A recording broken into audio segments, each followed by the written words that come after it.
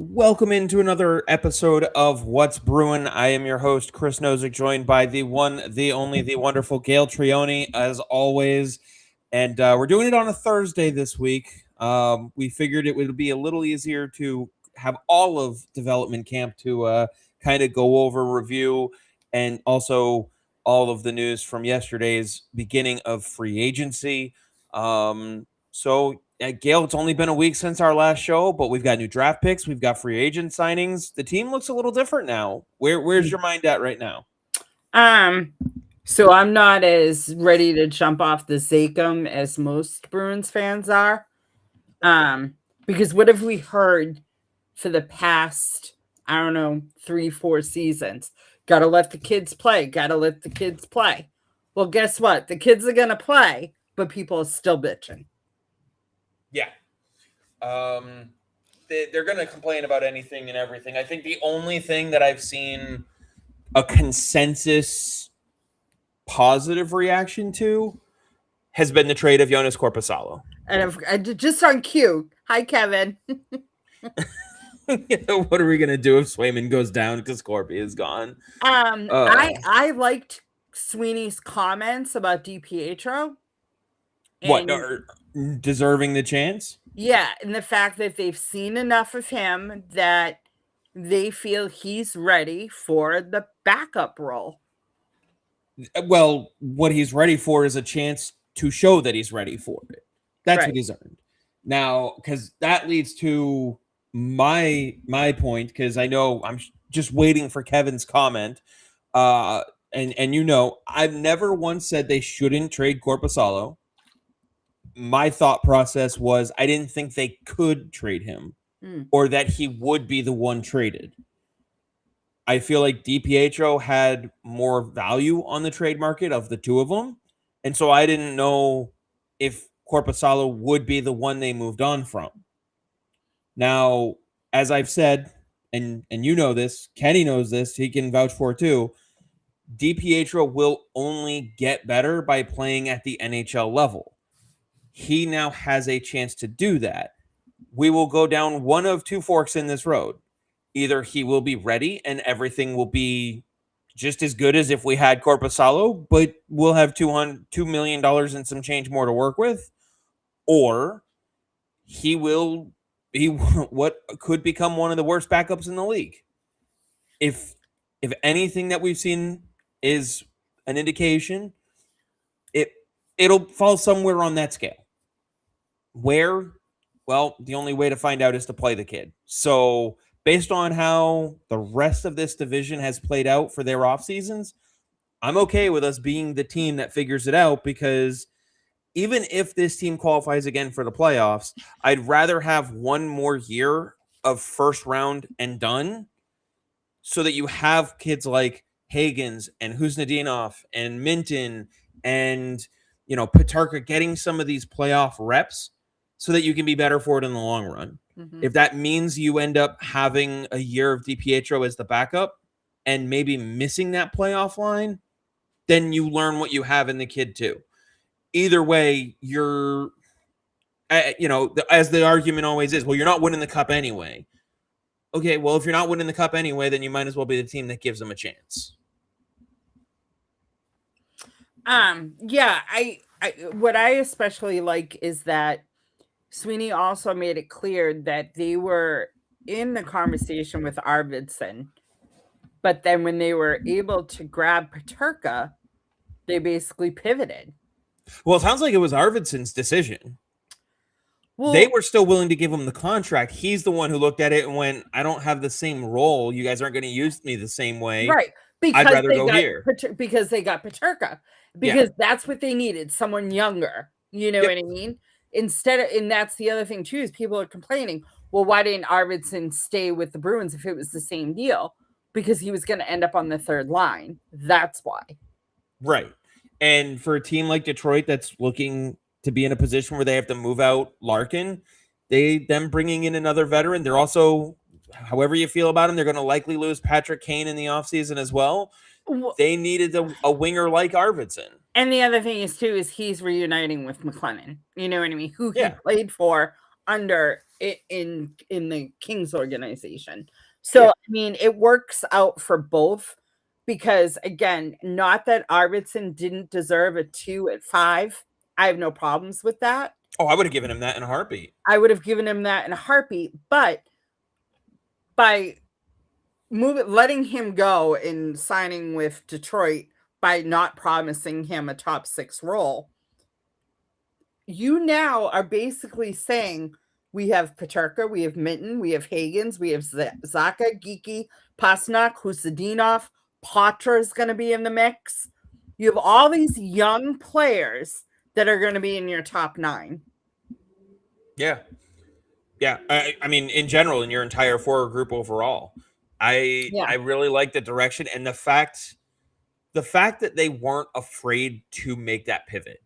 Yes. I don't think anybody really saw Peterka as a viable option. I don't think anybody looked at Utah and went, Peterka's the guy they're going to move. No, because the other thing is, too, is that he didn't have the greatest of seasons last year. But as you and I talked about on Twitter or social media, whatever, he was underutilized in Utah. Yeah. And he brings the speed and skill that we know this team needs, that people have been complaining about for. And I do think it's hilarious that there were so many people who went, this team needs speed and skill. No, not that speed and skill. That's exactly what I said. We need a top 6 forward, not that one. It's like you can't, because and that's the thing, like a lot of people are complaining too. Well, they gave up their first round pick. Who are you getting at the pick number 23 overall? Who are you getting with that pick that was NHL ready? No one. No. And so moving it, and then of course you look at how Florida's reloading right now. That pick is going to be 20 or later, 25 or later. So you basically gave up Fabian Lysell and Trent Frederick. Right. Or someone said Johnny Beecher and Trent Frederick. Johnny Beecher and Trent Frederick. That's what you gave up. Those are the project pieces that you gave up. Now, are they drafting in a different manner these days where you might be giving up potentially a Dean Letourneau type? Maybe. But, you know, it's much more of a risk to say that you're getting Trent Frederick. Yeah. And then so Kevin adds, outside of drafting a 10th ranked European goalie with our 2nd round pick, I'm thrilled with the past week and the events that went down. Kevin, having just watched this kid for the last 4 days at Dev Camp, I don't think you'll feel this way once you watch him. Well, and I thought the other thing is too, is I thought someone said he was actually the second best goalie in the draft. I mean, people are going to have different opinions based on what they've seen, how much they've seen. No, but it was one of the insiders or one of the scouts said that the only other goaltender that could have been selected ahead of him was already selected. I don't remember who would have said that or anything. All I'm saying is when you're talking about the top 10 goaltenders in the draft, it's going to be based on, you know, how much of this kid did you see? How much of that kid did you see? You know, what team was this kid on when you watched him? How was the team? Like, there's all those factors, and everyone's going to have you ask 90 different people, you'll get 90 different opinions. Mm-hmm. So, but this kid, as young as he is, he's only 17, what he brought to development camp as far as the raw talent, this kid is going to be good. He's super mature for his age. He's barely 17. You know, like he barely qualified for this draft. Right. And so getting him now, wasn't it that if the draft was a week earlier, he wouldn't have qualified or something like that? I think it was like 3 days. I think he hit the cutoff by like 3 days. So I can completely understand why the Bruins took him where they did, because if they waited another round, he probably would not have been there. Not to mention the fact that, okay, what's your argument? They could have pulled a Bill Belichick and dropped 4 or 5 spots to get him. Yeah, maybe, but like 5 spots, it's not a reach anymore, right? You know, if you're saying, oh, we slid back. No sound. Whoop, how's that? Now you're back. All right. Something happened where my mic got disconnected here. Give me 1 second. All right. How's that?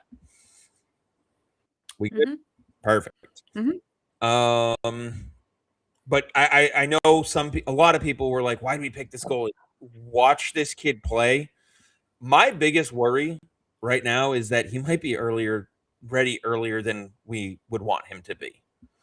Well, and the thing is, too, is you have to keep in mind, DiPietro only has 1 year left on his contract. Yeah. Right? So, but he'll still be an RFA, correct? Let me double check. No, he'll be an unrestricted. So he'll be a UFA. So depending on, people may look at, hey, you know what? Look what happened with Bussy under the Bruins goaltending coaching. We can offer him more to be a starting, you know what I mean? Like, you don't know what's going to happen in a year. So they always have to replenish that position. Always. Yeah, and people were looking at it like, oh my God, you've got Swayman for the next 6 years, this, that, and the other thing. And yeah, you have a starter for the next 6 years, but you have to have a pipeline. And when you look at what their goaltending pipeline was going into the draft, they didn't have one. Right. Svedback was not getting an offer, and then you needed 5 guys basically behind Swayman, and you were hoping to move off of one of them. Right. So as soon as you moved Korpisalo, you didn't have anybody behind Swayman, or if you're automatically going, well, you elevate DiPietro. That's fine. That's what we're assuming they're going to do. So then who's backing up Zajac? Right. And that's one thing that Dom said at the draft when they did select the goaltender. He's like, they're definitely making a move to, whether it's to trade Korpisalo or something. They were definitely making a move in the goaltender position because of that fact. Excuse me. So you good over there? Yeah. Good. I'm just eating my Pop'ems. Let's also not forget that 2029-30, Swayman doesn't have a full no trade anymore. Mm-hmm. So obviously I'm not saying, oh, let's trade Swayman. Like right now, he is still not someone you want to trade anyway. Mm-hmm. But in 29-30, let's see where we're at. Let's see where this kid is at. You might want to move on from him. We'll see. But yeah, there was Matrix said, I'm interested to see where the next trade comes from because you can't carry 10 defensemen. I also really like the Will Borgen trade. He's Carlo 2.0 on steroids and is way better skater than Carlo. Yeah, see, I have no problem with Borgen. I know a lot of people are pissed off at that one as well. I don't have an issue with that because they need someone on the PK.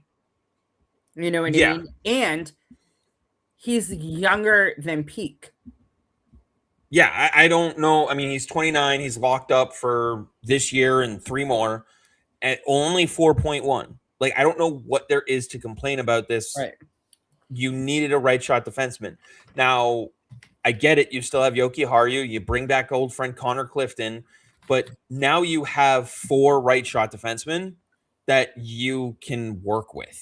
I'm excited about Clifton. Now, his offensive skill, not so much. But you put him on the third pairing with Zadorov, and that's a menace for the opposing forwards. That's a Zadorov and Clinton? Menacing pair. That would be definitely one. But now you're sitting there going, so who's going to pair with McAvoy? How's the rest of it? Well, they haven't got rid of Lowry yet.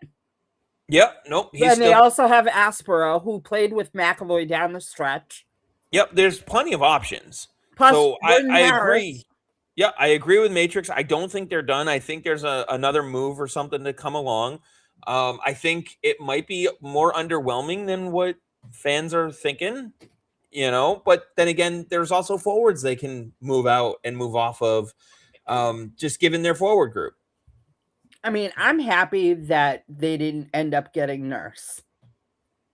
Yeah, now I'm seeing reports that they were potentially looking to include Zadorov in a Nurse deal, but I I'm just seeing it. I have to look and see how reliable it really is, but then maybe Zadorov saved them from themselves by invoking his no trade.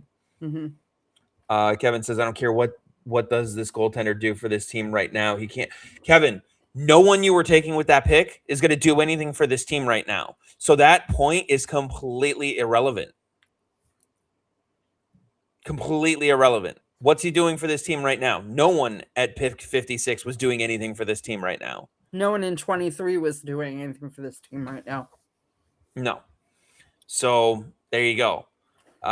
We have a top 5 goaltender in the league. Pasternak's 30. Make a pick that has a better shot to help the Pasternak's window. Honestly, they're not worried about this window. They're worried about the Hagens Letourneau window more than they are the Pastrnak window, and they should be. That being said, they're not going to completely blow it up because they can still remain competitive in the meantime because of McAvoy and Swayman and Pastrnak. Mm-hmm. So they are literally doing what fans want a team to do, and people are complaining about it. They are remaining competitive because it's not sexy. He has all the options in the world on what he can do to help make this team better now. But it's not sexy. That's why. Listen, could be worse. You could have Brad Stevens that just traded away Jaylen Brown. Right. Matrix says, I don't want to see Lohrei traded just yet. I want to see how he does with McIlvain running the defense. I don't think the coaching assignments have been really determined just yet. But as far as, and no, Kevin, they're not going to trade David Pastrnak because he keeps this window open. It's a different window. Like, it's not a complete teardown because any futures you get for Pastrnak are going to start coming around after you're in the Hagens Letourneau window. Hagens is here now. Minton is here now. Hustadinov is here now. You're already getting younger. Mm-hmm. You're transitioning to a different window while this one remains open. Hey, Kevin. He says, I've never heard anyone ask them to spend a second round on a goaltender. You've seen goaltenders get taken first overall. So you draft them where you find them. To be fair to Brad, I doubt that this was his decision when the owners say get rid of a player, you got to get rid of a player. Yeah. Yeah, that's probably true. No, Kevin, I said they're focused on the next window as much as they are this one. Take the Q-tip out. Where was... Beamer said, I'm excited to hear about Dev Camp, Letourneau, Zeller, Simpson, Kotkov. Sounds like they showed out. There were a lot of young kids who showed out well there. And then as he also said, I think the next few years are going to be riding the wild card line as the kids develop, which is pretty much what you want to do. If you're able to transition from an average age of 24 to an average age of 22 on your NHL roster, and you're still in the wild card conversation or potentially qualifying as a wild card team, that's what you want. Like, you know, what? It's not sexy because they're not going out and getting a Nathan McKinnon. They get a JJ Peterka instead. Like, no, Kevin, that's not what I said. Take the Q-tip out. Anyway, we got a question here. Do you think Bobrovsky is going to be happy in Toronto? What did you think when you saw that contract? That Toronto overpaid for him. I mean, I think he'll be happy in the sense of he and Stolarz are super tight. They were great friends when they were in Florida working together. So he's back with someone, you know, think of reuniting Swayman and Allmark. That's the vibe that goaltending room is going to have. They moved on from Dennis Hildeby because they brought him in. They've moved on from, you know, like they've got Akiyamov down in Toronto with the Marlies. But he doesn't need waivers, so they'll be fine putting him down there. And quite frankly, his ceiling is probably a little higher than that of Hildeby. I'm more worried about the fact that now Tampa has a legitimate backup. Toronto? No, Tampa. Tampa's the one who got Hill to be. Oh. Kenny says, Lysell for Ivan. We are free. Yes, that is another deal that went down. The Fabian Lysell era in Providence is over. I hope that Lysell has an opportunity in Colorado. If he doesn't, oh well. Well, if he doesn't do well in Colorado, are people finally going to say the Bruins were right? No, they'll still say that it's because the Bruins couldn't develop him. That's why he didn't succeed. But while we're on the topic of that, yes, go ahead. Can we talk about the fact that now that Mougenel is gone, you're seeing people actually happy that he's gone? Yeah, I think it's a very it was a very underrated, I don't want to say problem, but you know, you saw some success in Providence. They would make the playoffs consistently. They were oh, don't worry about changing the subject. That's what we do. Mm-hmm. We bounce around from topic to topic. So go ahead, ask the next question. However finish your off statement you first. People saw success in Providence. Mm-hmm. And so they would completely ignore some things about the aspect of the organization. And some of those things were actual development because they were succeeding in Providence because they had the Patrick Browns of the world. Now, you want to have a Patrick Brown on your Providence roster for players like Fabian Lysell. But when you're so focused on having those players all over your roster, you want to have maybe 2 or 3 of them on your roster to help those young kids along the way. The career AHLers, the guys that you might call up on an injury on your fourth line to just say, hey, you had a good year in Providence. You helped us a lot. Here's a week's worth of NHL game checks for you. But you don't want your entire Providence roster to be that. Right. That's where you want your Loke Johanssons to be playing, not in Maine. So, let's see. John says, can you tell me how many players in the last 10 years have Boston developed? That's pretty much the question. Last 10 years? Charlie McAvoy's the last one. He was drafted and they technically didn't develop him though because he never went to Providence. Right. There's a lot of guys that they've put through the pipeline who have come up through the NCAA, and they're the ones that have worked out a little bit better. No, but you look at some of the progression that we're seeing in some of these NCAA guys that even were in camp this year.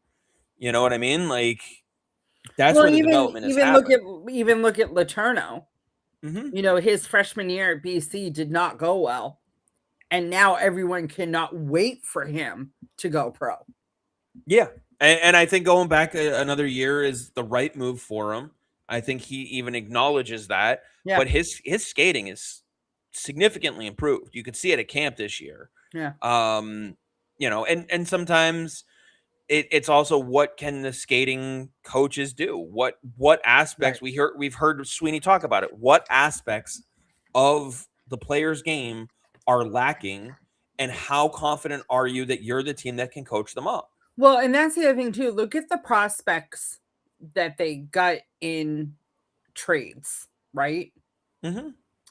That they didn't develop, but they're getting their shot and they're excelling in Boston. Fraser Mitten. Husseldinov. Right? So, it's never... The thing is, too, is that we always talk about, like, Fabian Lysell. Okay, yeah, he didn't get his shot in the NHL, but who is he pushing out of the lineup? Also, to that degree, when he was in the NHL, because it's not like he didn't play any games in the NHL. No, but they didn't really give him... other than the year they traded Marchand and everyone was hurt, they never gave him a shot. He played a game and he'd get sent down.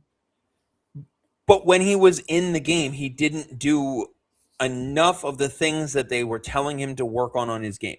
Very different. So the argument, the case, the example I would use for what you're talking about, Matty Poitras last year. He came up, had the great game against Tampa. He was between Kastelik and Jeannot. That line was fantastic. And then he's back down to Providence.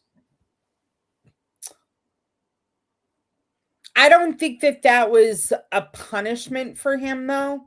I don't think so either. I'm just saying that's the example of, But he's going to have, if he doesn't make the big club this year, then everyone has the right. Everyone has the right to go to Boston with pitchforks and shit all over Neely and Sweeney if Poitras doesn't make the big club.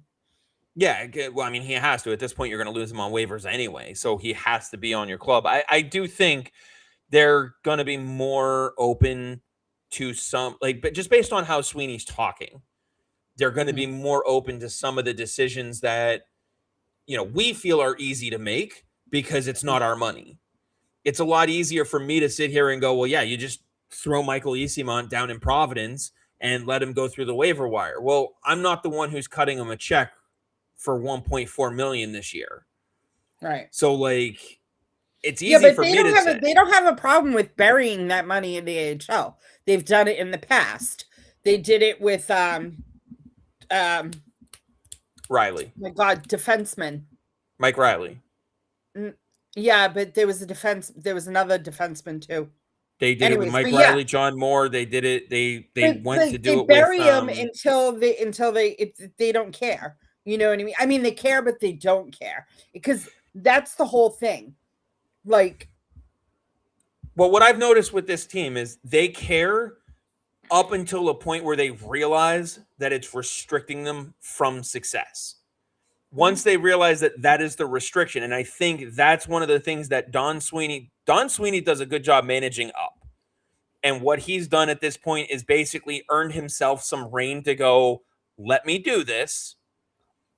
And yeah, we might have some bad money on the books, but you won't care if we get through to the second or third round in the playoffs because that bad money won't be chased by more bad money. I want to answer Mike's question. The Peterka one? Yeah.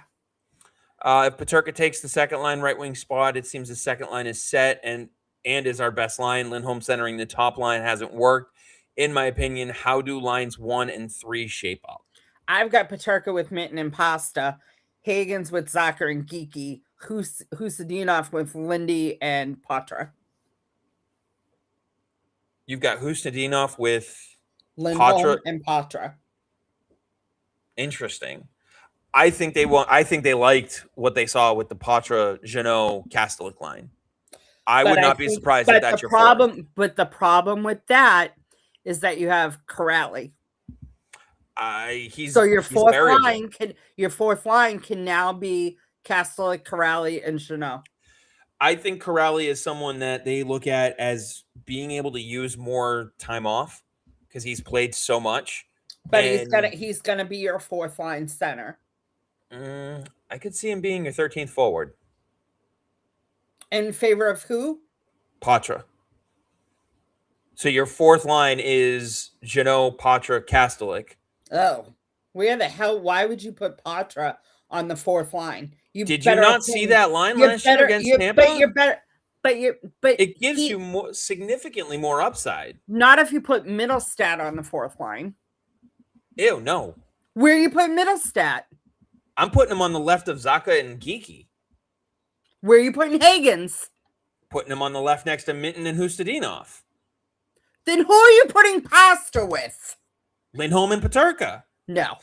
Lindholm, no. I don't think it's going to stay that way.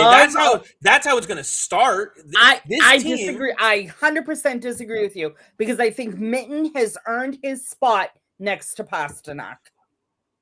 I think they still look at Elias Lindholm and go, he is our number one seed. I disagree with you because Sweeney even said it, that he's he's not out, but he's definitely not performing to the level they thought he was going to be at.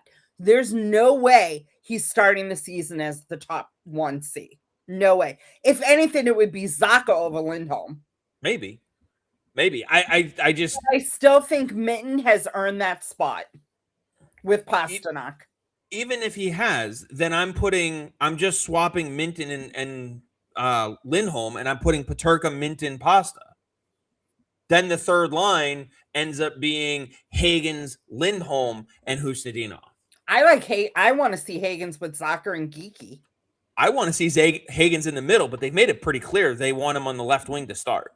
And that's fine, because if he's with Zacha, he's going to learn. I would put him with Zacha. I would feel comfortable with him next to, Hagens or with Minten. I would be okay with him being paired with. I think if you put Hagens and Minten, it's a little too much.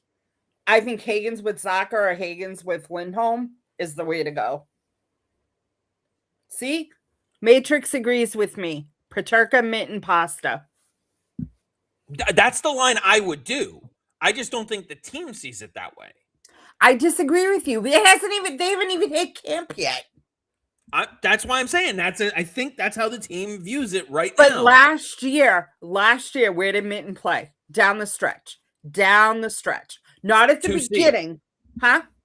2C. With who?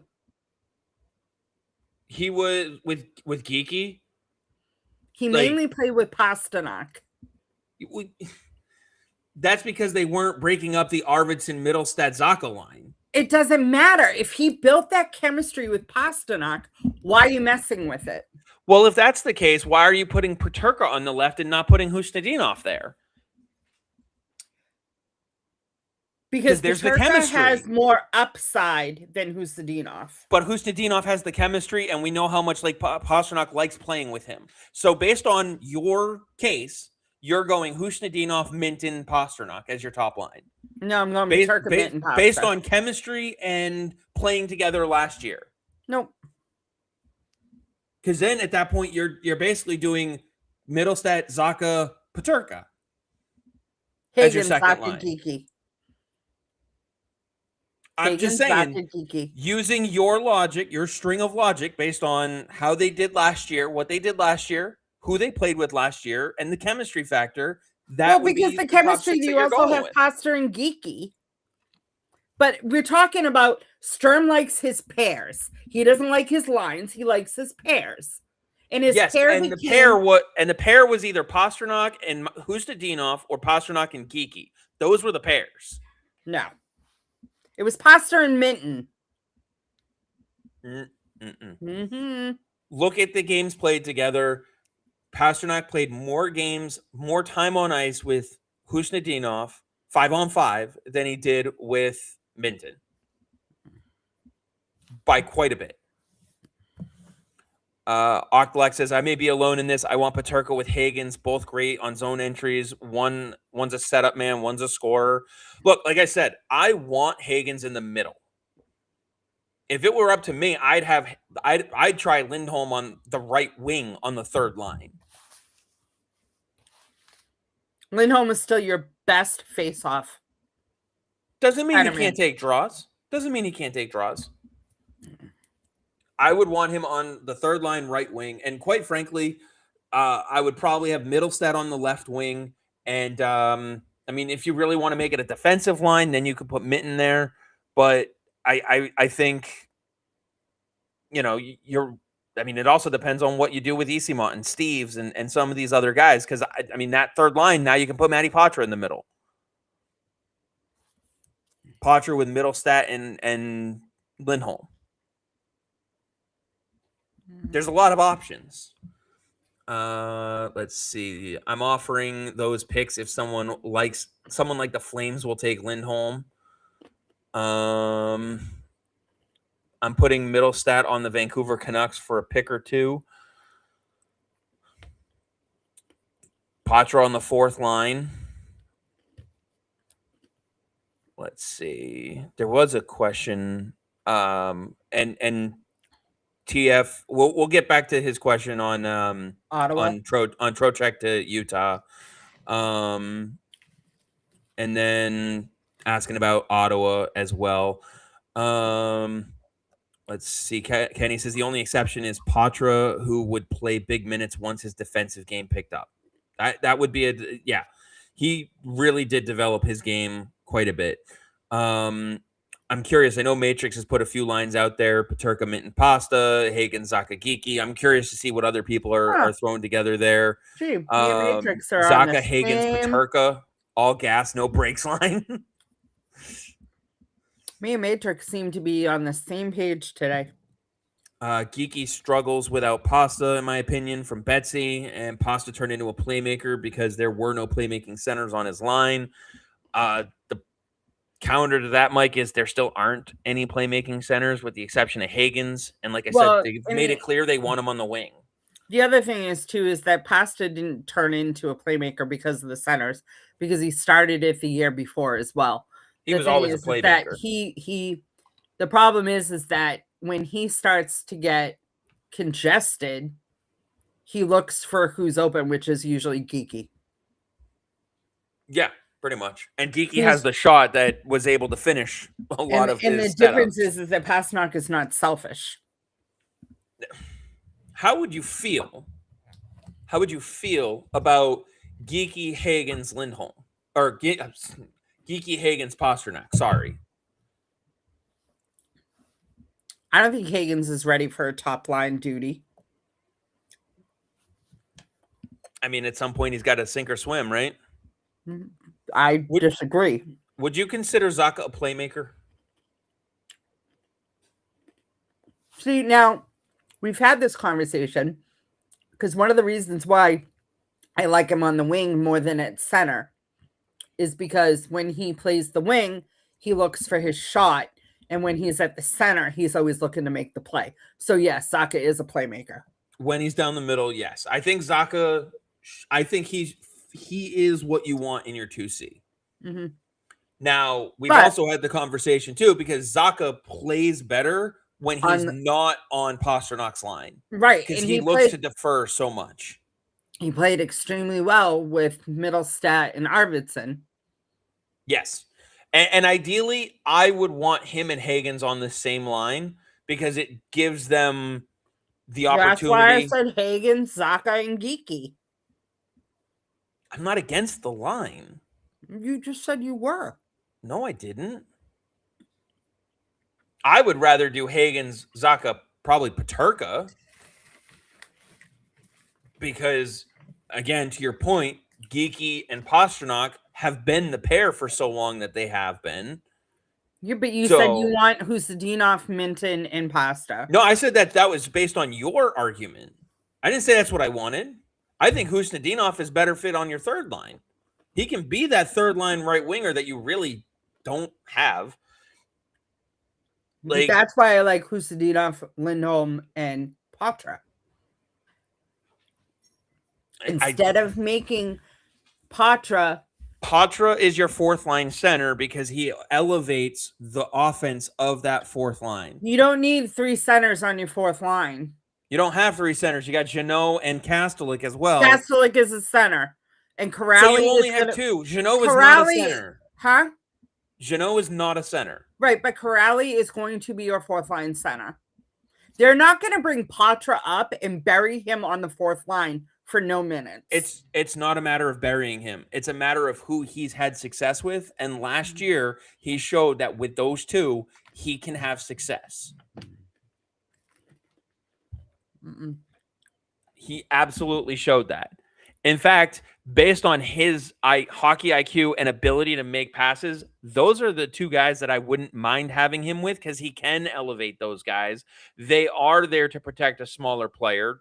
Again, not the greatest point, but still a factor. And it allows you to take some of the penalty killing burden and the 4-on-5 and, just the extra minutes away from Sean Corrali. I'm not saying Patra is going to play 82 games at 4C. That's not what I'm trying to say. You will still get Corrali in there. And it will probably be matchup dependent overall. But for the most part, that a Jeannot, Patra, Kastelik line is going to outperform Jeannot, Corrali, Kastelik offensively. I need to make that part clear. Offensively, it will. We will agree to disagree. Kevin says, I need to see what Hagens can do on the second line first. I'd put Zacha 1, Hagens 2, Minton 3.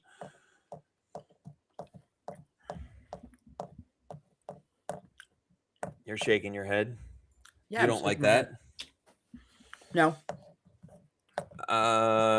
Trade Corrali and give Poitras 82. I think Hagens will eventually play center, but right now I think playing wing will help him adjust to the NHL. He's only 19. I mean, the only thing I would say to that is if you want him at center, based on other decisions that you're making, why not just put him at center? Is he going to have growing pains? Absolutely. Because you always say, and I will quote you, the NHL is not the development league. I just said he would have growing pains. But if you want him, why not put him where he's going to succeed, which is on the wing right now? Who's to say he'll have success on the wing or less success on the wing than he would down the middle? He's going to make mistakes on the left wing too. Pastrnak makes mistakes. They all make mistakes. There's That's not my one point. perfect If your player. if your plan is to have Hagens down the middle, who says the Hagens plan is to be down the middle? The Bruins like him on the wing. I just said if your plan is to have him play down the middle. Whose plan? Your plan or the Bruins? The Bruins, obviously.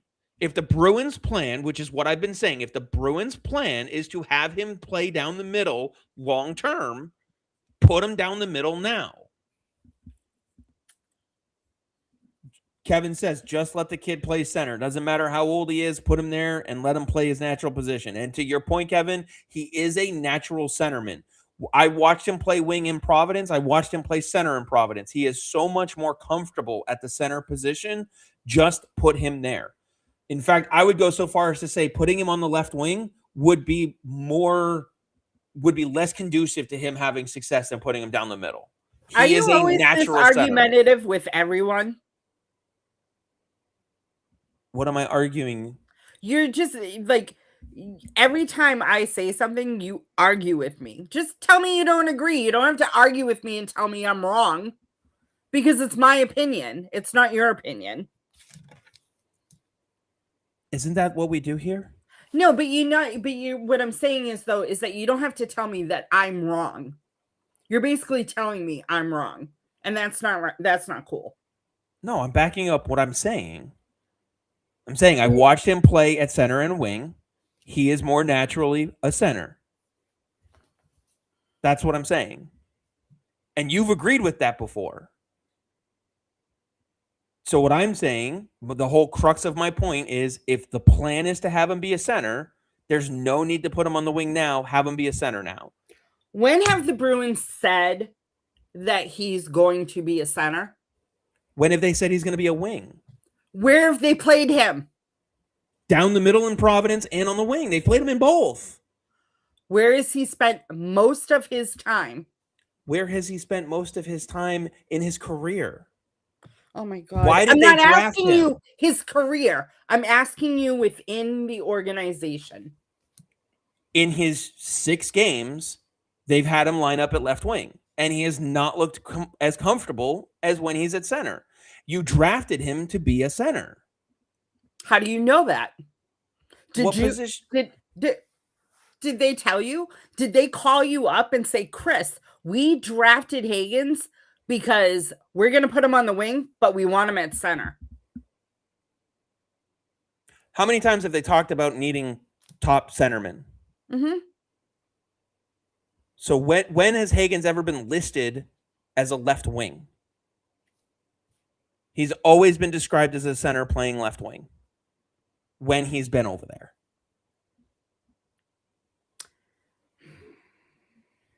Right, there you we're go. Just gonna whatever.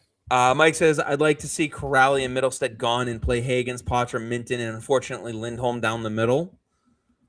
Kevin says the only reason he played wing in BC is because they needed wing help and Hagens can play the wing. Right now they see him on the wing, but I think eventually they would move him. They would like for him to be a center. And Kevin, that's where you and I are agreeing that if the long-term plan is for him to be a center, put him at center now. There's no need to wait.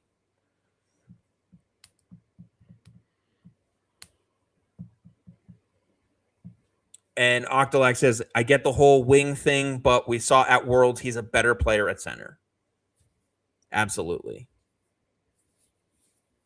Mike says, Zacha is our best all-around forward. He does everything well. I mean, I get where you're going with that, but I don't think you can surpass Pastrnak with that. Oh, most certainly. I mean, all around forward, because Zacha plays defense a lot better than Pasta. Zacha plays on the penalty kill, which Pasta doesn't do. Pasta's upside is his offensive skill, not all around. Not all around. But which one is in the heart conversation? Which one's in the heart conversation? Oh my Which God. one of the two is in the conversation for the Hart Trophy? Forward. That's not all around best forward. No, it's best player, most important to their team. But that doesn't mean anything when it comes to being an all-around forward.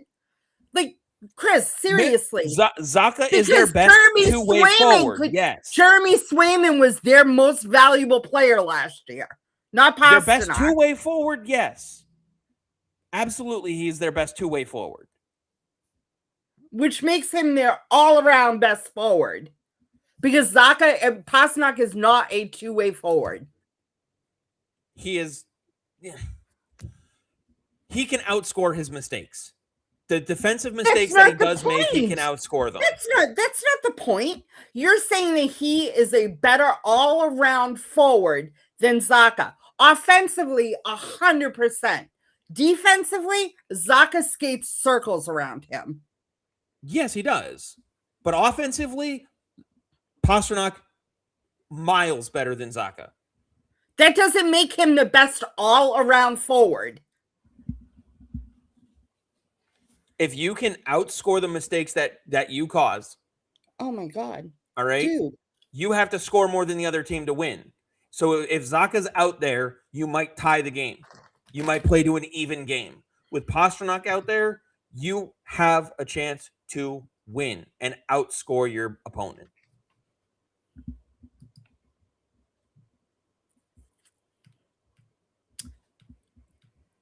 Well, I'm glad, Zach, that we can entertain you.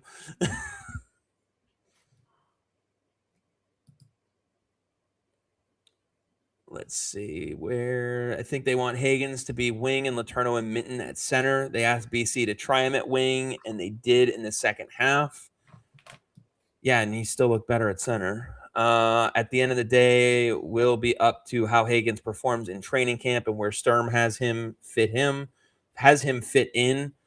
I say we go positionless like in basketball. Maybe Sway can actually carry the puck past the blue line on power plays.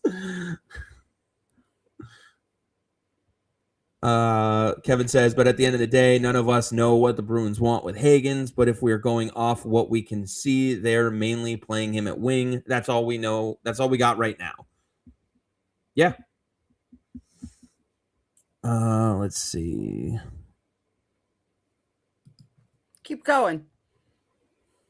What, this one all around meaning in all attributes of the game? No, we're not just talking about the best player. Just keep going. Pasta and Zacha didn't have the same number of goals. Zacha actually had more goals than Pastrnak last year. They had the same amount of game-winning goals last year. And which one produced more offensively? Oh my God, Chris! I already gave you the fact. Okay. That I didn't say you didn't. I mean, yes, 100 points to 65. You're putting more emphasis on the forwards defensive aspect of the game. I'm putting more emphasis on the entire position, not just goal scoring. That's the difference. An all-around forward is not just goal scoring. It's being able to play up and down the ice. Patrice Bergeron was a better all-around forward than David Pastrnak. He also had the ability to score. He could score. Zacha. Are you telling me Zacha can't score? He's not the same playmaker that Pastrnak is by far. By far. Dear Lord. Pastrnak is way better, significantly way better than Zacha on offense. All right? Zacha is better than Pastrnak defensively, but not miles better. Not miles better? Not miles better. He's better. I'm acknowledging that, but not enough where you would like you. They don't put Pastrnak on the penalty kill because they don't have to. All right. Same thing as Kucherov's not on the penalty kill because he doesn't have to be. Now, I don't want Pastrnak killing penalties. He's not their strongest defensive forward. But you know what? I want him out there 3-on-3 in overtime. Oh my God. I can't. I cannot. I cannot. In a 3-on-3 overtime, Yeah. I would much rather have David Pastrnak out on the ice than Pavel Zacha. Well, no shit. There you go. But that doesn't make him the best all-around forward. In It a does not make. Hold on. Because In a 3-on-3, hold on. In a 3-on-3 overtime, oh my God. all right, you have Oh. significantly more open ice, and you need to play. All three guys need to play defense. And how many times did the other team score while Pasta was on the ice? How many on 3 times on did 3? the other team score when Zacha was on the ice? Oh, honey, you are just trying to pull shit out of your ass now. Okay. Yeah, Zacha's on the ice 3-on-3 too. I'm saying, which one would you rather have on the ice 3-on-3? And yes, Mike, Zacha is woefully underrated. I agree with that statement. Pasta is our Patrick Kane and Zacha is our Jonathan Taves. What do you think of that comparison? Well, I mean, if you're going to say that, it's like saying that right now Pasta is Brad Marchand and Zacha is Patrice Bergeron. But they don't play on the same line. Can we really draw that same comparison? I'm looking at the past top 2 forwards that the Bruins had. Okay. Based on that, yes, I can give you that one. Zach says Bridget Prue also asked BC coaches about it, and there were definitely conversations on all the Bruins prospects. Pasta doesn't do anything exceptionally well. What? Have you watched the guy play offense? Kevin says, I have the best middle ground here. Zacha is better defensively and Pasta is better offensively. And we done. I've said that from the beginning. Yeah, then you told me to read all these other comments and you set me off again. Well, because of the fact that Zacha plays all 3 zones. He plays defensively, in the neutral zone, and offensively. Oh, that's right. I forgot. We've never seen Pastrnak in the D zone. Oh, not like Zacha, you haven't. I do like this, though. Zach says Zacha has 3 goals in the playoffs. Taves has 3 cups. Yeah, and Pastrnak has 0. And Swayman doesn't have a goal. Let's see. We don't know what Boston asked BC to play him at wing. Where did you get that news? I do believe that one of the reporters had that was a conversation that was had. I don't remember who it was, but I do remember hearing that part of why he was at wing at BC was because it was something the Bruins had asked about, and BC was willing to accommodate. Octolax. Oh, Ian says, so when is Dylan Larkin coming in?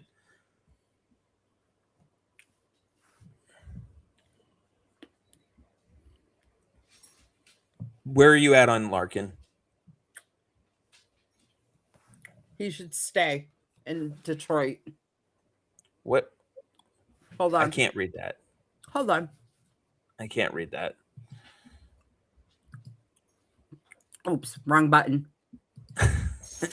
Octolax says, okay, here's a question. Is Wilmore starting to look like a bad pick, or do we have a chance at Dean's style turnaround?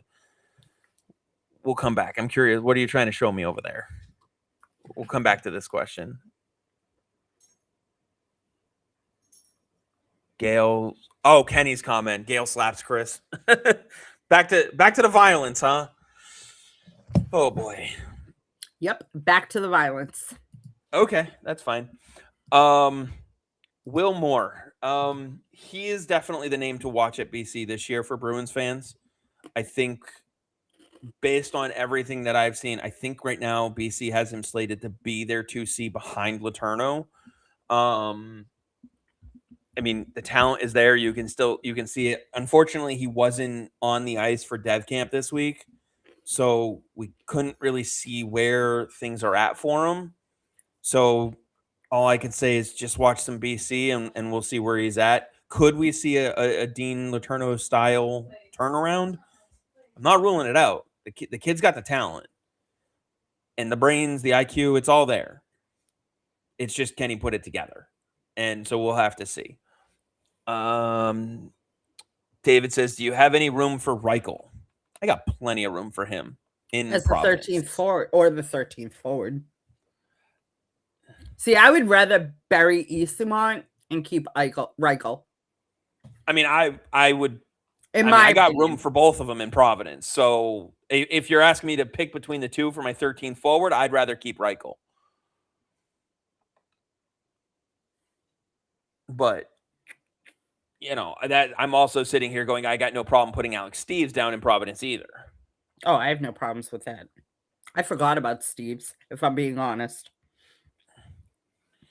I do wonder, now that you have Borgen, Yoki Haru, and Clifton all on the right side, I know we're in sync on the thought that Lorai's gonna get moved.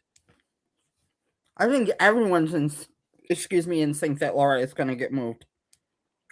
So that means you're gonna go Zadorov, Lindholm, Brunet on the left side. Fair to say? Say that again? Zadorov on the left with McAvoy. Lindholm with probably Borgen. And then Brunet would be your third pairing left shot. With who? That's the question. I mean, personally, I would rather do Brunet with Borgen because the stay-at-home style for Borgen is a little bit more conducive to complementing the offensive style of Freddie Brunet.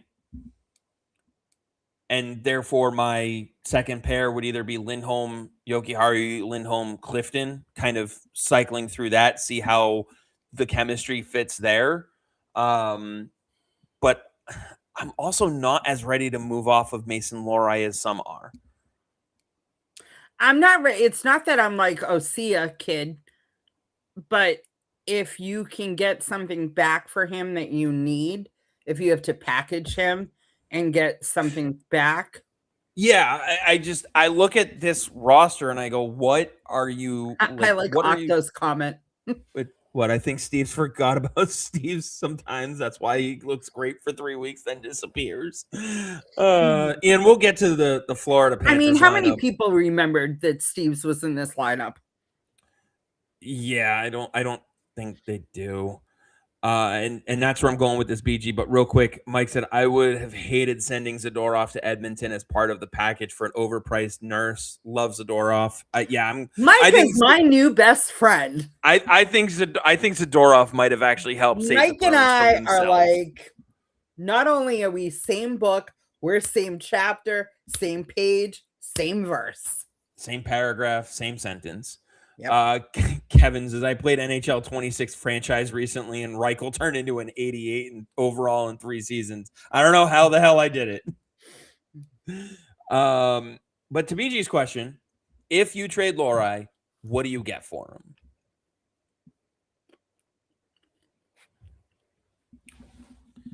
Obviously, it comes down to who is bringing him into their organization. That's going to be a major part of it. Mm-hmm. I think you try to sell him to a team that is willing to do a conditional pick. Because right now he is worth a second. Mm-hmm. But in the right situation, he's worth a first. Well, the other thing is too, it depends on. All right, so they have an overflow of forwards and they have an overflow of defensemen, right? Yep. So you could package, if you could, Lori with a Corrali or a Middlestat. And I'm liking where this is going. And get something back. Even if it's a prospect a younger player that goes to Providence for a little while. Kind of like when they traded Charlie Coyle. And they got a Will Zellers. Or even Brandon Carlo and got Fraser Minton. Yeah. You know what I mean? So I think it depends on who the partner is. And if you can move, because then if you can move Middlestat or Corrali, then that's 2 or 3 contracts off your books. Yeah. As well. Yeah, I'm actually trying to pull up where they're at for contract count right now as well. Because I do think they're going to have a situation where they've got some guys coming out of college at the end of the year. Yeah, so right now they have 41 of 50 standard contracts. And I mean, let's see, based on college, we know Jelvik's not going anywhere. There's going to be a decision on Spicer this year, Pelosi, Hendrickson, Walsh. Like, you've got a good college crop coming out that you're going to have some decisions on. Mm-hmm. And you're going to want a handful of those roster spots to give out contracts. Or not roster spots, but the contract slots. So, like, yeah, you're not signing Langenbrunner. You're not going to all of a sudden have Elliot Grunwald come out a year early. Like, not those guys. But I can very easily see an NHL contract slot needed for Pelosi, for Spicer. Letourneau's going to need one if he has the year that we're projecting for him. Like, there's 3 right there. That takes you from what I say they have 41. That brings you up to 44. Mm-hmm. So getting another NHL contract off your books in partnership with Lori, I would be okay with it. It's just we got to figure out what that target is. And then let's see. Kevin says we have like 4 fourth liners collectively making close to 10 mil on our cap. I don't know how I feel about that. Right now, Kevin, I don't worry about it too much because you've got to get to camp. All the arguments that you and I have been having, you got to get to camp and see how these guys look together. That's ultimately where it's going to come down to. And you only have 4 games this year to do that. So David wants to know, why is Aspero fallen out of favor? Thought he paired well with McAvoy. I like Aspero. I have no problems with Aspero. My thing is I like Jordan Harris's game better, but he got injured, so we didn't really get to see Jordan Harris. And they're both left defensemen. When it comes to Aspero, I just look at him and I go, he's fine. He's not a top pairing defenseman. He didn't screw it up, which is good. You love to see it. But if he is my top pairing left side defenseman, boy, is my defense not good. Last year, our defense was not good. So it worked. It fit. You're trying to do better this year. You want to have that top pair be Zadorov and McAvoy. That's what we agreed that Zadorov played better with less minutes. He played better when he was with McAvoy, though. McAvoy played better when he was with Zadorov. But Zadorov also played very well on the actually, no, it was Lori that played very well in the third pair. Yeah, Lori, like, if Lori is in your lineup, you want him on your third pair. He played better with the fewer minutes. I do think there's ways to limit his minutes and Zadorov's minutes so they're not overly used. But, you know, now you got to hope that Hampus Lindholm recovers a little bit more after another year out from that knee injury. So, let me see. I'd keep Aspro in our top 6. I just don't see top 6 defensemen. What's nice about him, though, is you can plug him in there. He gives you that versatility. Let's also not forget that you're without McAvoy for the first 6 games this year. So that first game, your right side is Borgen, Clifton, and Yoki Haru. Let's see. Do we know if Lohrei wants to be in Boston? David's impression is no. Have you heard any indications that Lohrei doesn't want to be in Boston? Because I haven't either. I haven't.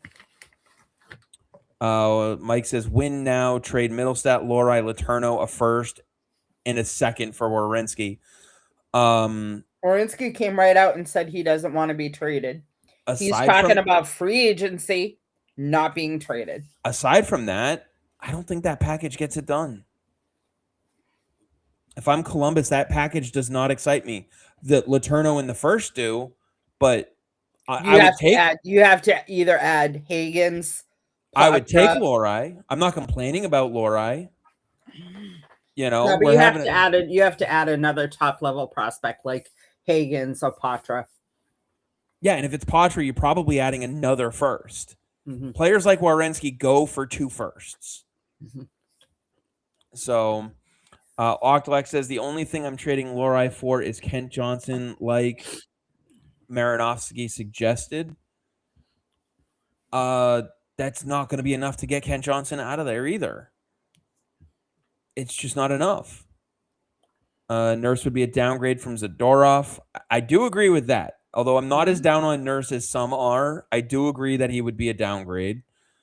Aspero had a bad playoff. Harris wasn't the same after the injury. Very good before getting hurt. He had a 5-game sample size before he got hurt. So he looked really good. I'm not going to sit here and say 5 games is going to sell me on him being a top 6 defenseman, but it does make me go, let's see what is out there for him. Let's see where he can go. He played well enough to bench Lohrei. Everybody played well enough to bench Lohrei early in the season. Doesn't matter. Just saying, everybody played well enough to do that. The bar isn't exactly high. You're not jumping over that bar. And everybody struggled. It was a matter of who struggled less under Leach as the defensive coach. Nobody struggled more than Mason Lohrei. And we saw it in year 1. We saw it again last year, but there was improvement. That's why I don't want to move off of him, because I want to see where he's at under yet a different coach who might be better than Leach. Because once Leach came in, that's when Lohrei just completely tanked. Let's see. Kevin wants to know, are you guys happy with the right side of McAvoy, Borgen, Cliffy? Obviously, Yoki Haru is in there as well. How do you feel about that right side?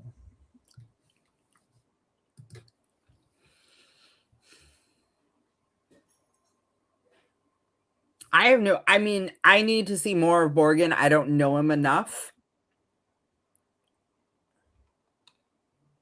But what's the other option on the right side? Yeah, I don't think there really is one right now. I honestly, once they got Clifton back, I kind of went, what's the plan here? And then they traded for Borgen, which I like. The only other option is Yoki Haru.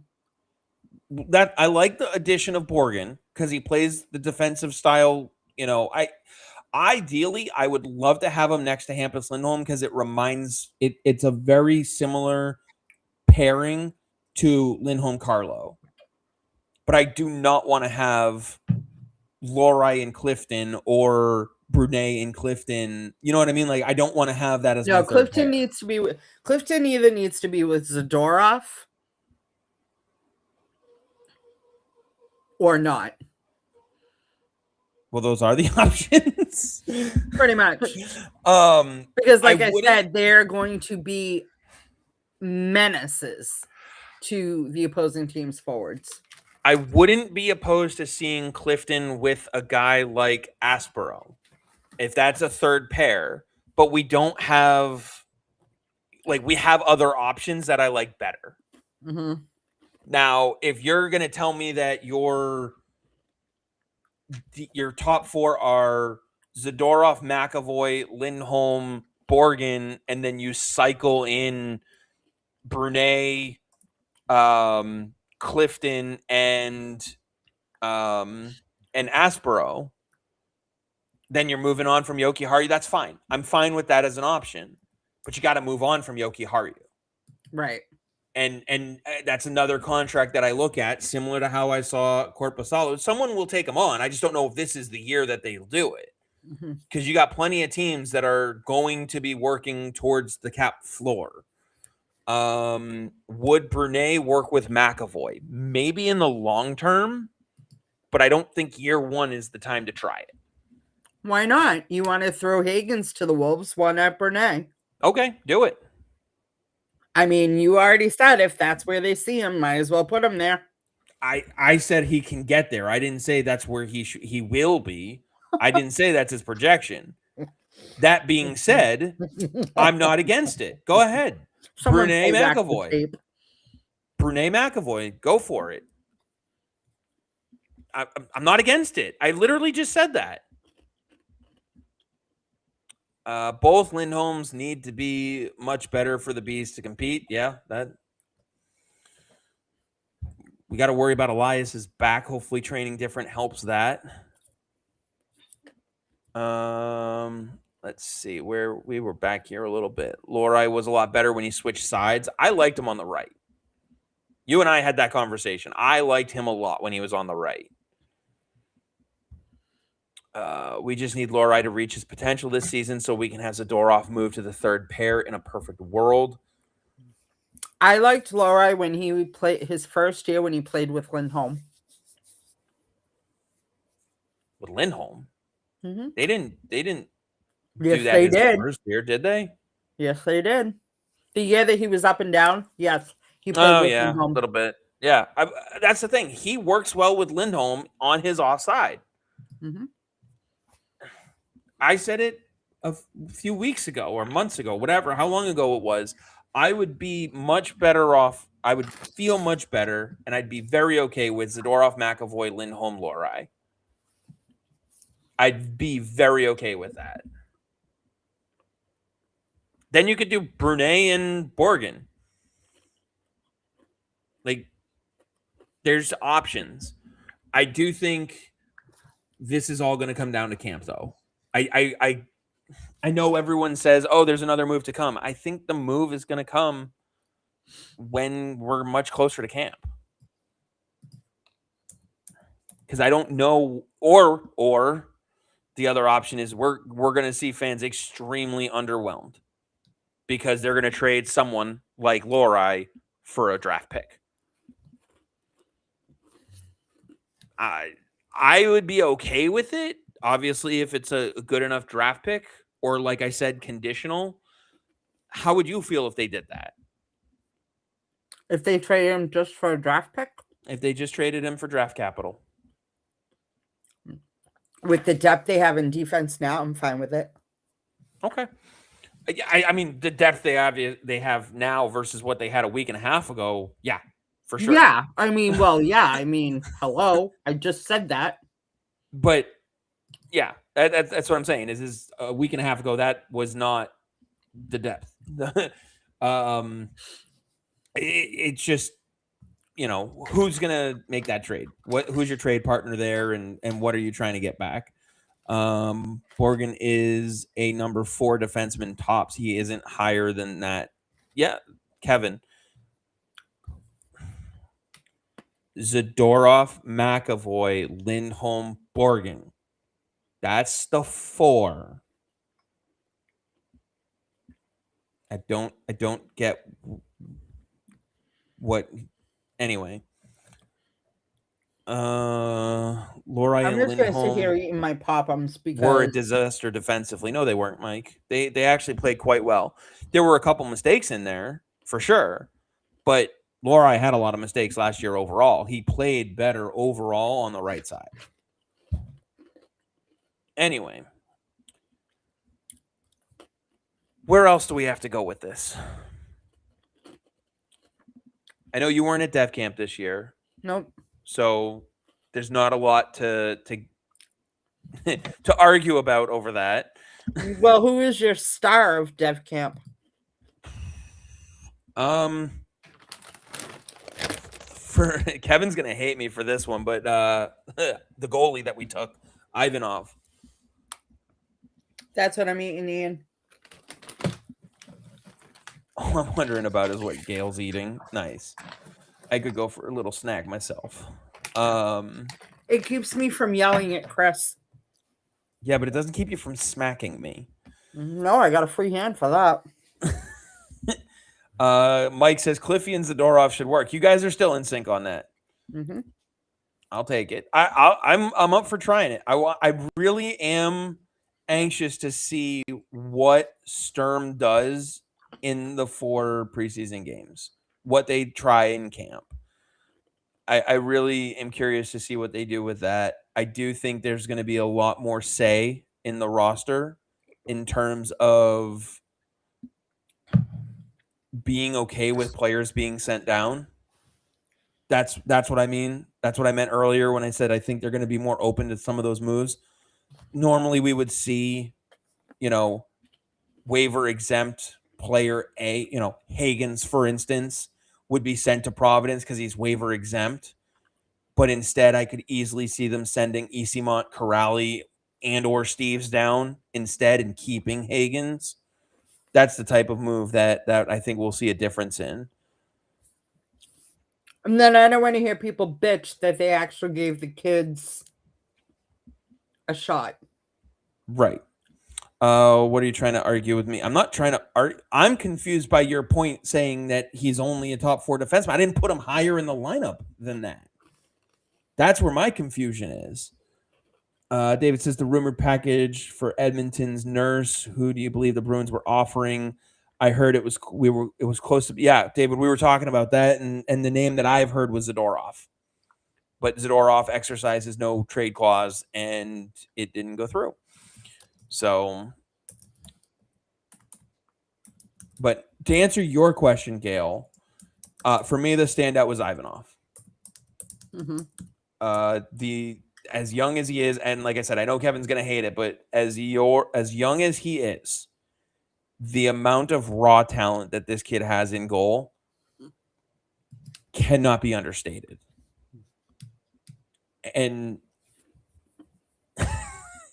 thanks. You could have just said that. You have to go and put it in the comments. I wasn't even arguing with him. I was confused by what the hell he meant. A lot of people calling BS on that rumor. I don't know. I'm just saying that's the name that I heard. All I read was that whoever it was vetoed the trade. Yeah, that's what I've heard. I didn't say you said anything. Where in my comment did you say? You asked where my confusion was. I was explaining to you where my confusion was. What's the argument? There's no way Sweeney asked Zadorov to waive his no trade clause to get Nurse. All I'm telling you, I'm just relaying the information. I'm relaying what I've seen, heard, read, etc. I don't know how true it is. I can't say for sure. We're just having the conversation because that's what we have both seen. You want to tell me it was Hampus? Okay, we'll have that conversation. I haven't seen anybody else say it, but sure. Aspro got exposed by the Sabres' speed. Yes. I think a lot of this team did. Oh, well, listen. Jimmy Murphy's trying to say it was Zadorov. It must be gospel if Jimmy Murphy's saying it. Apparently, I don't know. Like I said, it's not the only thing that I've seen. It's not. Kevin. It's the only name that I've seen. I'll put it that way. I do like Ian's pivot here, though. When is Ivan playing?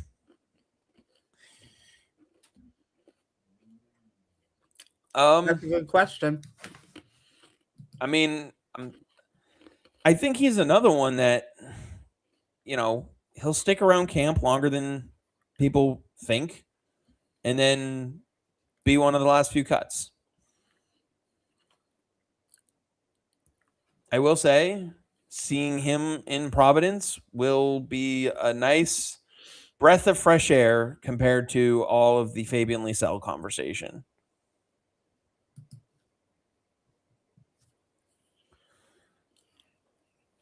What other questions did you have about Dev Camp? I know I mentioned Ivanov to answer your first one. I thought you had a few more all in the there. draft picks were there, correct? Yes. And what did you see based on the scouting reports? Did they match? Did they not match? Yeah, I mean, I would say one of the other standouts was definitely Barthelsson, the Swedish kid, or the kid from the Swedish league, whatever. Kid can make plays. I know I did a video with Low Quality Bruins fan and Andrew of the Short Shift after yesterday's camp. Andrew was there too? Yesterday he was. Aww. Yes. They say hi. They say hi to everybody. Hi guys. Well, I'm not everyone. I'm me. I know.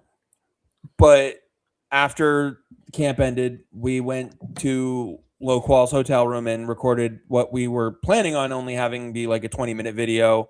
It's on his page. It's about 45 minutes long, but definitely check it out because we went in depth on a lot more. I will put the little asterisk that the Borgen trade happened after we recorded.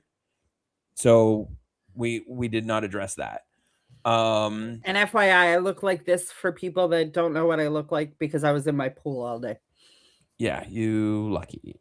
Kevin says Ivan will be playing in 2031 for a team not named the Bruins. I miss Andrew. Yeah. Andrew's fun to chat with. Yeah. David says, how much playing time you foresee Hagen's getting from Sturm?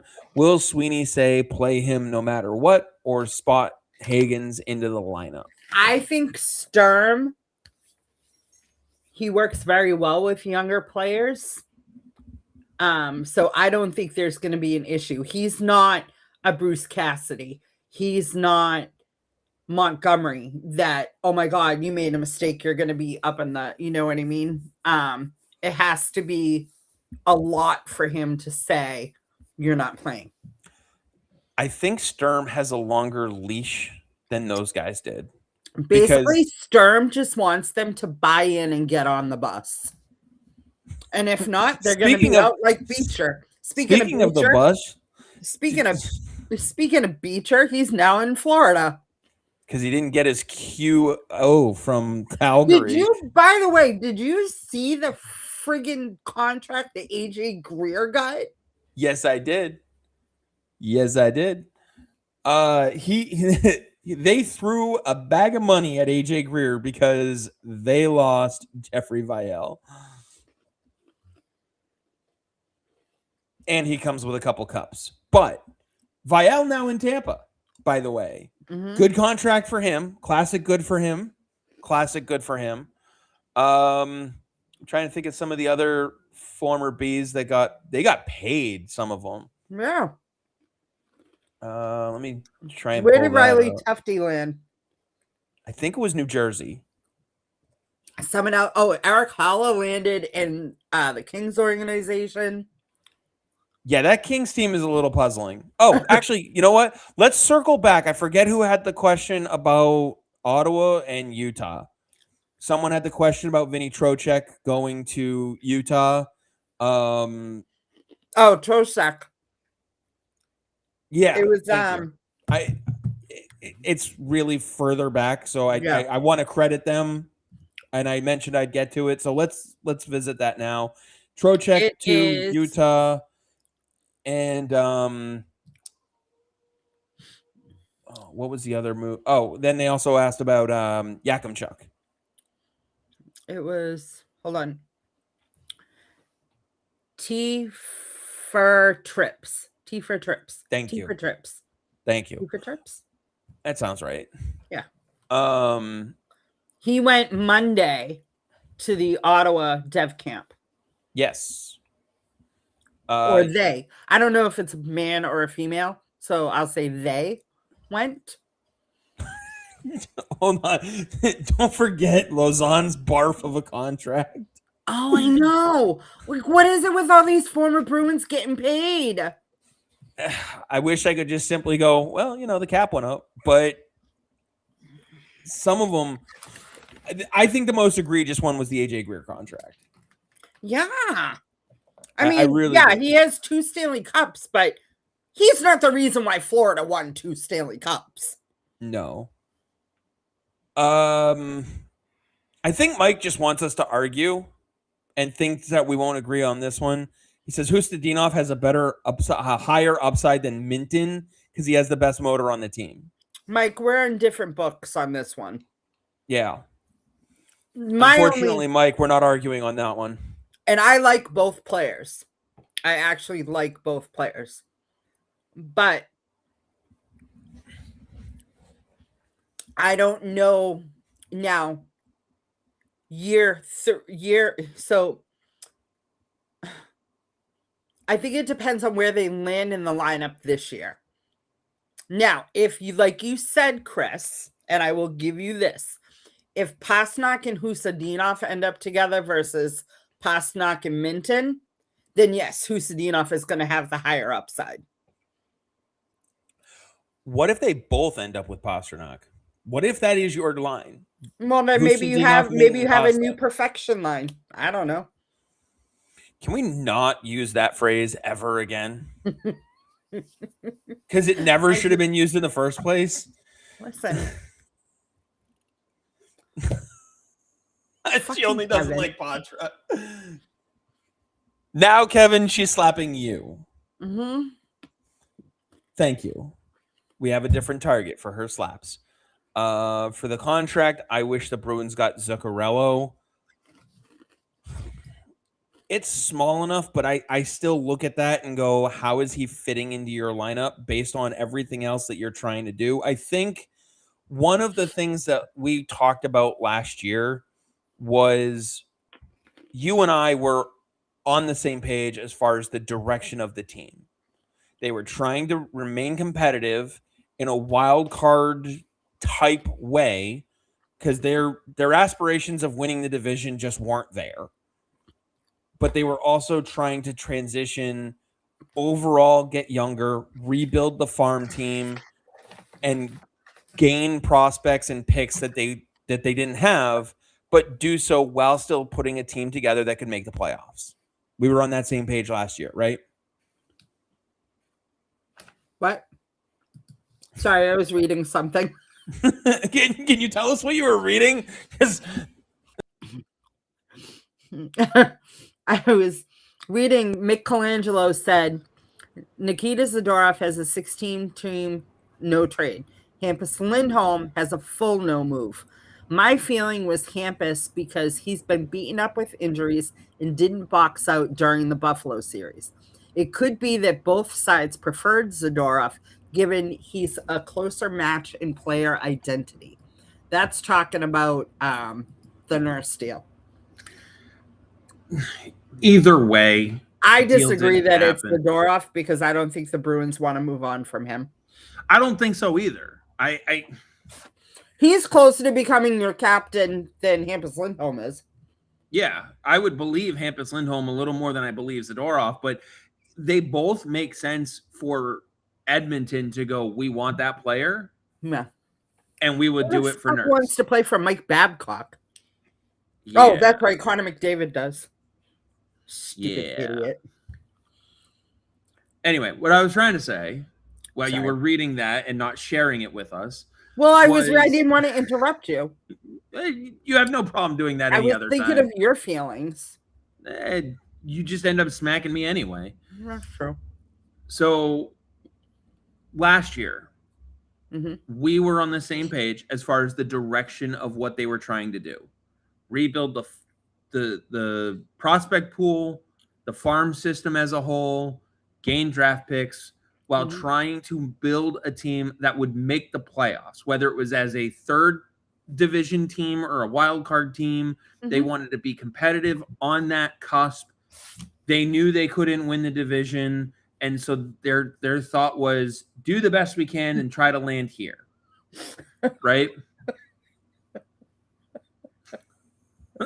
Long intro to new topic. Gayle, what do you think, Gayle?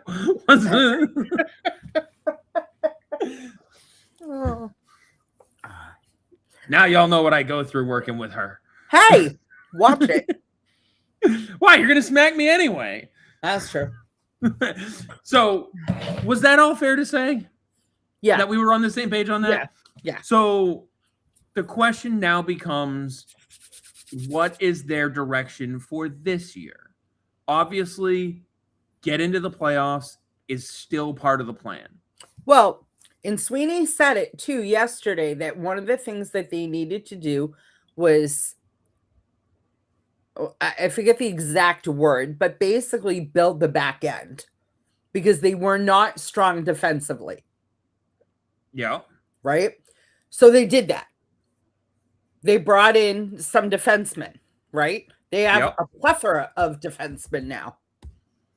Yes. So I think that the team didn't take a step backwards because they didn't re-sign Arvidsson.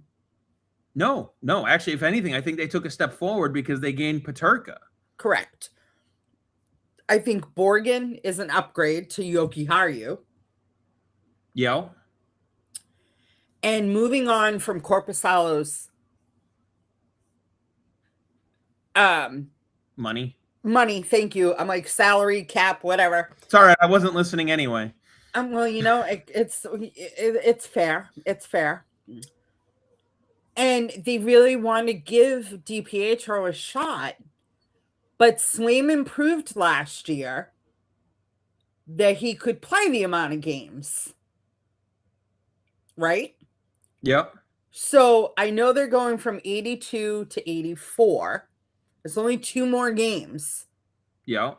So Swayman playing 52 and DiPietro getting 33 is, 32 is not that big of it. You know what I mean? Or I don't see any goaltender playing 60 plus games. No, I mean, Utah just went out and got Kosa, so it's not going to be Vejmelka. Maybe Connor Hellebuck, but they just signed Skinner, so you know he can be a backup, right? Yeah, I think the day of the 60 start goaltender is. Yeah. I mean, Shesterkin might be the only one right now, and why? Because he has Korpisalo now. Exactly, that's what I'm saying. He might be the only one, but even then, they have a he doesn't need to play 60. Which, by the way, if Kenny's still watching, he can attest that I was talking about Korpisalo to the Rangers making sense a year ago. The question was always whether or not it made sense for the Rangers based on what they had in their pipeline. But yeah, but Rangers we had that conversation a lot. Drury. No, well, they shouldn't be. What we talk about the Bruins' direction maybe being a little questionable. What the fuck is he doing in New York? Sorry, Dom, if you and your grandkids are watching. Dom hasn't said hello. He's not watching. I know he hasn't, but they might be watching later. But my point being is what the hell is he doing with the Rangers? Why should those Rangers fans be happy? Well, they have Mike Sullivan behind the bench. Yeah, he's probably scratching his head going, what the hell's going on here?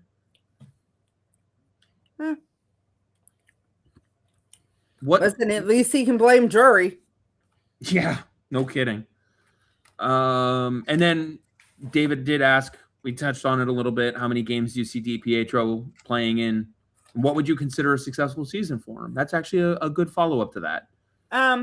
I think for DiPietro, I think that he's going to get anywhere from 25 to 35 starts. I think you bookmark him for 25 and let him earn more. Right. So I think he's definitely going to get from 25 to 35 starts. And I think a successful season for me with DiPietro, his first season full-time in the NHL. Overall, you want him to have a winning record. But if the games that he loses are 1 or 2 goals, and it's not because he's out of position or, then that to me is a success in itself. Because any backup goaltender is really, that's all they are, is a backup goaltender. You want to give your team the opportunity to win in front of you, but the team also has to have the confidence in you to play in front of you. Yeah. So that to me, I think, like I said, as long as he's not egregious and he's not like Swayman looking for a fight or, and focused on playing between the pipes, then yep, sorry, go ahead. That's going to be successful as long as, if he plays 25 and he goes 10 and 15 or 10, 12 and 3, or, if he ends up with a losing record, but it's because of overtime losses or shootout losses or, a couple or 1 or 2 goals, as long as he's not getting blown up every single time he's in net, that's going to be success. Yeah, because he hasn't been tested. I think some of it is because, again, this comes back to the direction of the team. By trading Korpisalo and giving DiPietro this opportunity, I'm not saying they don't care about the playoffs. Of course they care about the playoffs. What they're trying to see is, can the kids they're trying to incorporate take advantage of their opportunity and help this team maintain where they are as being a playoff team? Because if these kids can do that, we're talking, more time for Minton, we're talking Husnadinov, we're talking Hagens, DiPietro being another one, Freddie Brunet, how does he take a role? If you can rely on those players more and still be in that wild card conversation, then the team's season has been a success. Now, for DiPietro specifically, it's, does he look comfortable in the crease? It's, do the things that he does, the stuff that he does that make his game lack in the AHL. It's not lacking a lot down there, but the questions that have kept him down there, if those things flare up consistently, it's not a successful season for him. Whether he wins games or not, if you're winning his games 7-6, that's not a successful season for him. If you're losing the games 2-1, but he's still swimming everywhere, your defense is just playing their ass off, that's also not a successful season for him. You need to see the same, I don't want to say the same level of play, but the same confidence in him at the NHL level as you've seen in the AHL level. Make sense? Mm-hmm. Good, because I didn't know if you were listening or not. I wasn't. I was looking at his stats. Of course. Do you believe the condensed schedule from last season helped or hindered the Bruins? At home, they were outstanding, but how many teams were visiting on the back-to-back? I think that the condensed schedule hurt the entire league. Excuse me. The entire league, not just the Bruins. Yep. I do like Ian's point, too. Everyone's plan is to survive Florida. Yeah. Florida healthy, but a big factor of Florida's success was Bob. Yeah, I worry about Markstrom. I really do. I really do. He hasn't been healthy. They still also have to give Schmid a contract. Not that and they're over the cap. They're currently over the cap, and they still need to sign their backup goaltender. So they're not in exactly the better position today than they were before. Yes, they've got better players on their roster, but they still have to make another move. Well, and the big thing is getting Barkov back. But you know what? They signed John Beecher, so they'll be fine. Oh yeah, but they'll win faceoffs now. They'll win faceoffs. But they got away. They moved on from AJ Greer. Yeah, now you see why they did. And got John Beecher. That's an upgrade. Well, given the money, yeah. Oh, man. Anyway, I didn't realize that we were already at an hour and 40. Why is Ian laughing at me again? I don't know. Oh, maybe because I said I wasn't listening. Oh, yeah, probably. I was, but I said I wasn't because I was really looking up DiPietro stats. The AHL ones or the NHL ones? Because the NHL ones are not good. He has like 3 games in the NHL. Yeah, I know. Doesn't mean his stats are good for him. Oh, please. Florida and stealing former Bruins fourth liners. Name a better duo. That's a good one.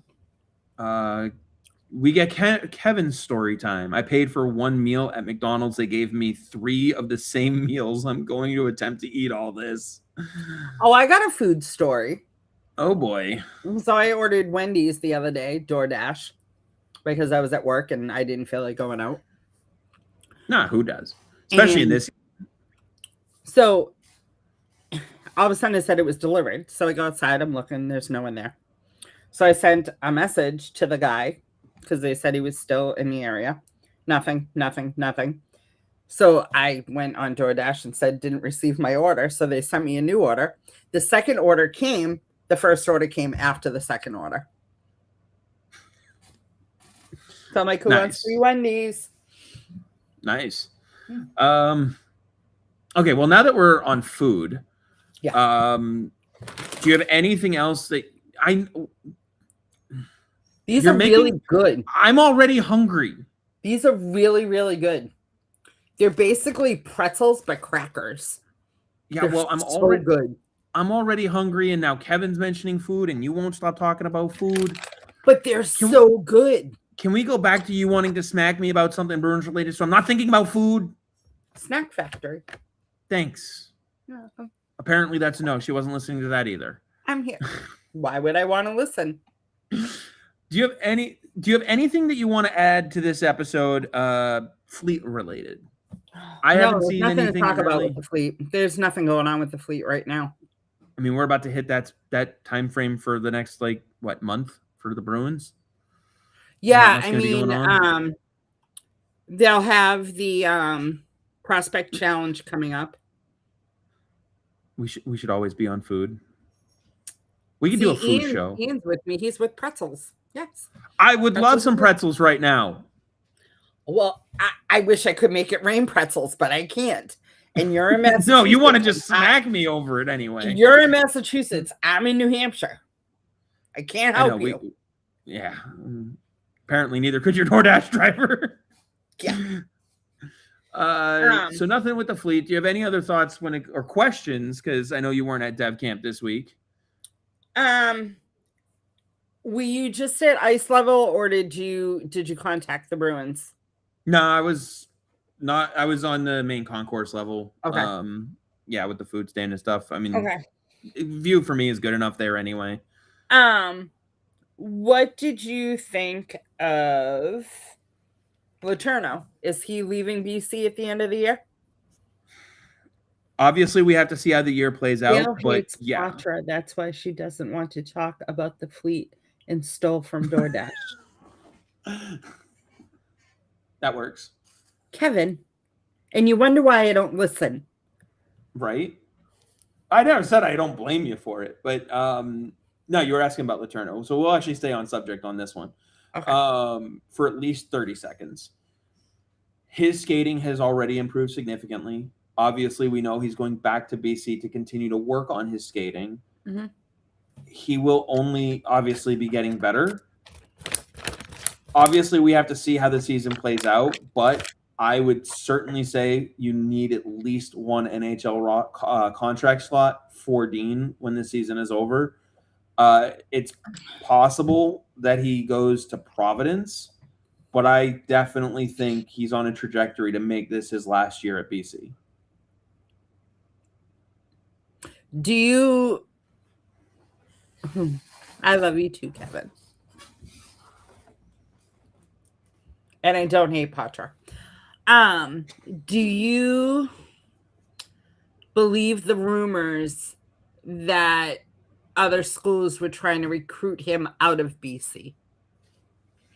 Just based on the landscape of the NCAA, I wouldn't say there's no truth to it. But, I mean, there's also different levels of trying to, quote unquote, recruit him away.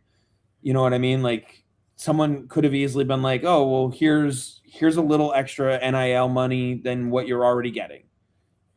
Okay, well, for, you know, $50,000, $100,000 difference, is it worth resetting essentially my timeline, if you will?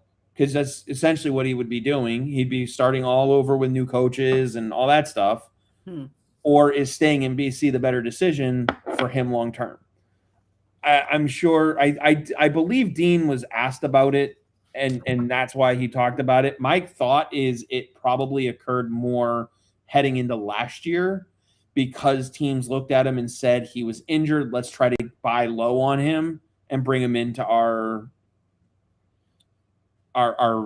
school. Because I mean, if you think about the way his first season went, 3 points in whatever it was, 40 some odd games, busted wrist. If he were to have transferred, which school gets credit for his second season? You know, the healthy one. You know, it's a good way for a school to get really good publicity and credit when they really didn't have to. Where all they had to do was take a chance that a good hockey player would return to true form when he's healthy. After a year in that league. Like, do I believe it? Yes. Do I think it was strong enough for him to really give it consideration? No, I don't think so. I think I don't think hockey's the only reason he chose BC either. So, any other questions, or are you just not listening anymore? I'm listening. I'm just looking for something. Okay. Dean because Octo said that he thought that Dean confirmed it. So I'm looking because I thought that I saw a tweet about it. Well, I know Dean was asked about it, and I think basically what he said was along the lines of like, yeah, it was a consideration, or someone had asked him if he had considered entering the transfer portal. Like there was a question about him potentially moving on from BC at some point, and he answered it, I'm sure, as honestly as he could, basically saying like, yeah, I mean, it's an option. So like, we're going to have that conversation, which is what you hope anybody in his situation would do. You just look at it and go, it's an option. What should we do here? And then he ultimately decided to stay, which can't blame him for that either. Kevin says, Dean is filthy. How did we land both Pasta in the 20s and now Dean? Yes, I'm predicting Dean becomes a superstar. I want to know from Kevin, what would you think if you had Dean and Pasta on the same line?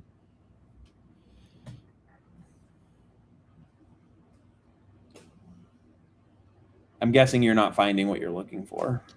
No, you were asking Kevin a question. Well, no, you said you were looking for something, so I just I'm I still didn't know looking. if you'd found it. Okay. No, I'm still looking. I'll give you an extra minute and also see if we get any other questions or comments, but I feel like it's probably about time we wrap this up. It's been almost approaching 2 hours. We'll find more time later to argue about the lineup. Yeah, that'll happen. I mean, we got an entire offseason.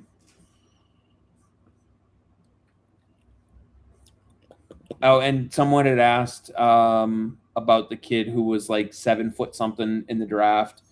I did, yeah, and there's actually some video that you can see from him at the Sharks camp.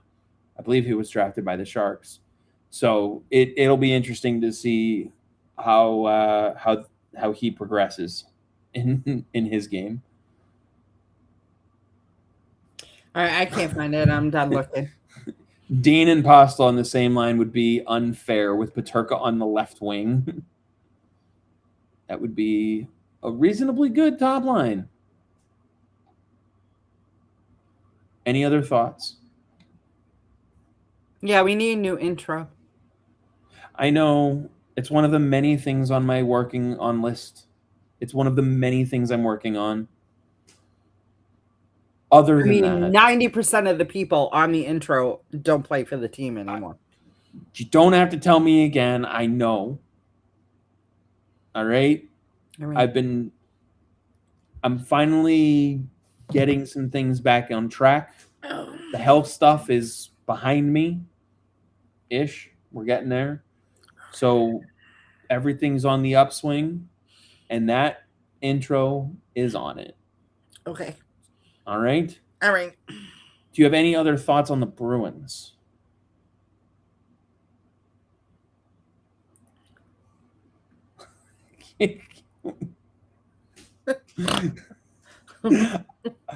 I know what he's referencing. I just didn't know if I missed something between the two of you guys. What the freaking fiber?